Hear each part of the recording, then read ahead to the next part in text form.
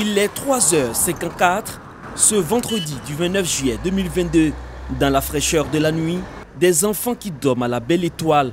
Ils sont pour la plupart abandonnés par leurs parents et laissés à leur propre sort. 4h39, nous sommes dans la commune de Cocody, aux environs du terminus 81-82 de la Sotra.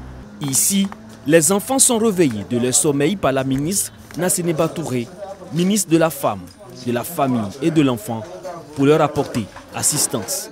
Sincèrement, quand je vous vois sur le terrain comme ça, moi ça me touche profondément. Vraiment, je vous encourage, je n'ai pas les moyens, mais je n'ai que ma parole vraiment pour vous soutenir. On voudrait que vous soyez nos yeux, que vous soyez nos partenaires.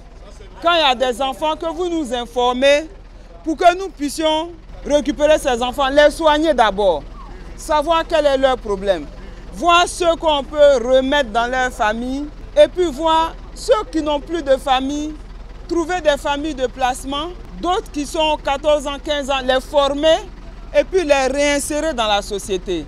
Cette opération est éclatée dans plusieurs communes avec des collaborateurs de Nassénéba Touré.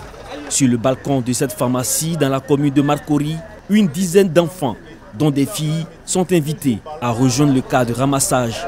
Certains hésitent, d'autres prennent même la fuite, mais finissent par revenir à la raison. À bord du car, le doute laisse la place à la décrispation. Cette opération qui a permis de sortir plus de 200 enfants des rues en une nuit est pilotée par le programme de protection des enfants et adolescents vulnérables. C'est comme un espoir. D'autres attendaient, ils étaient dans la rue, vous les avez vus. D'autres sont réticents parce que peut-être ils sont déjà allés dans des centres, ils n'ont pas été bien traités. D'autres sont réticents parce que le problème psychologique qu'ils ont eu au départ de la famille n'a pas été traité. C'est un état d'esprit qui s'installe et il n'y a plus de confiance. Donc aujourd'hui, il y a un gros travail à faire pour éradiquer ce fléau de notre pays. Cette visite médicale, suivie d'un entretien, marque le début de leur prise en charge, ce qui va aboutir à leur resocialisation. Certains retourneront en famille, d'autres apprendront un métier ou reprendront leurs études.